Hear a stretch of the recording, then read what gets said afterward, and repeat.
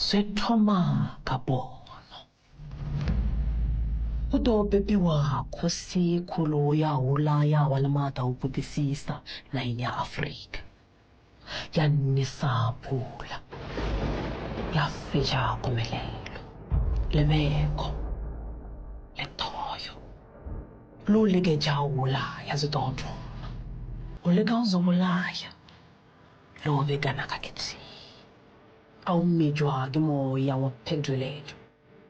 Ogaba abantu kubiwa ke mada kusikolo. Ubazi uyathuba uzawubuyisa ngosiyo.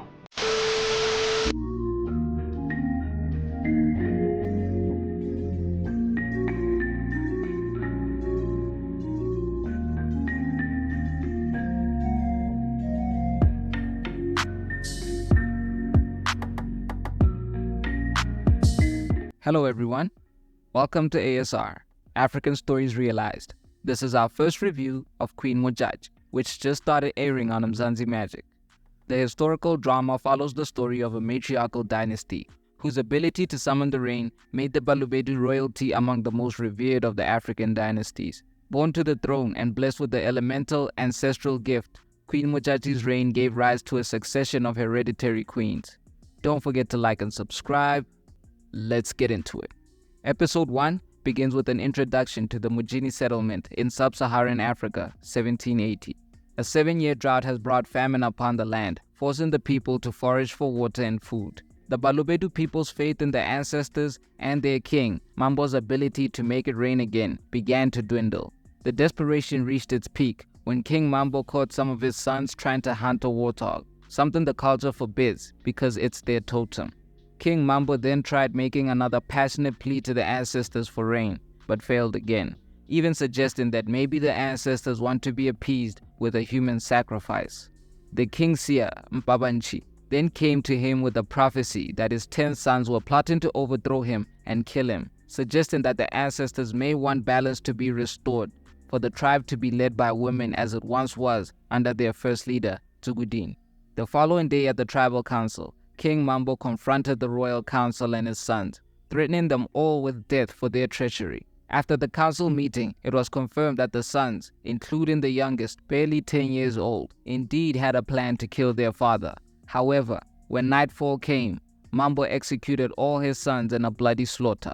Mambo's youngest daughter, Tsugudini, who had witnessed the carnage, rushed to one of his wife's huts to report what she had seen, only to find that the wife had just given birth to a son. She handed the baby to Tsugudini, instructing her to take the baby to the Bapedi tribe, where they'll keep him safe.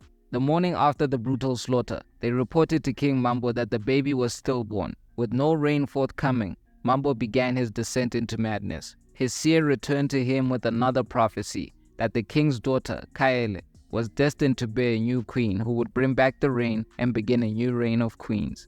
However, he would have to sleep with his own daughter to conceive the child.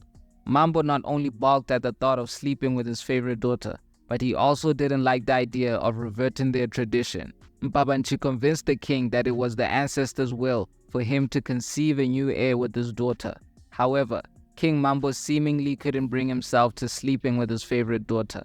His workaround was instead to sleep with his youngest daughter, Tsugudini, convincing her aunt, Kadi, that it was the ancestors' will.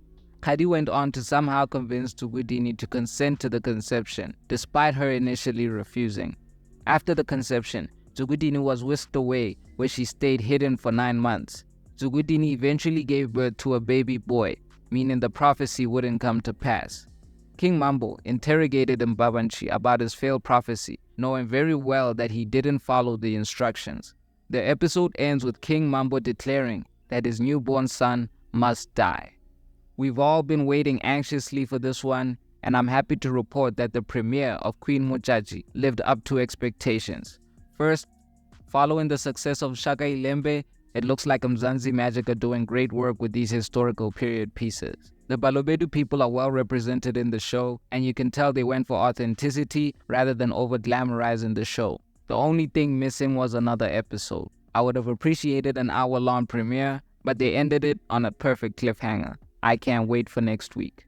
The promotion of the show has been second to none. Character posters, trailers, and behind-the-scenes footage have been released in the build-up to Queen Modjadji's premiere. And there was a big launch on the 11th of July celebrating the start of the show, and I'll make sure to include some pictures and clips from the event. However, the show almost missed its premiere because the reigning Queen Modjadji and the Balobedu royal family tried to halt the broadcast of the show while they vetted it for potential harm or financial gain to the family.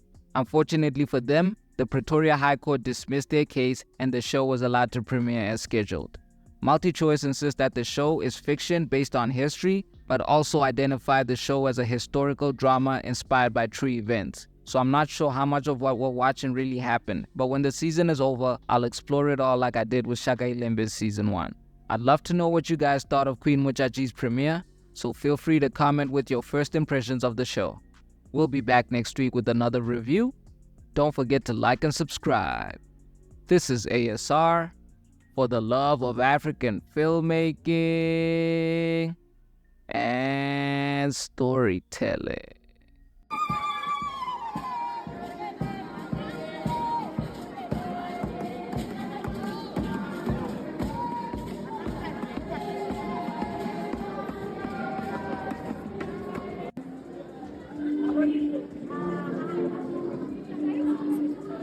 How are you feeling tonight, Jotabo? Nervous because I'm the MC. Oh, Yeah, so, but it's gonna be a good night, I guess. it's the outfit you are showing out. You are here. Who are you dressed by tonight? I'm dressed by Mayangu. my young Mayangu. Stunning.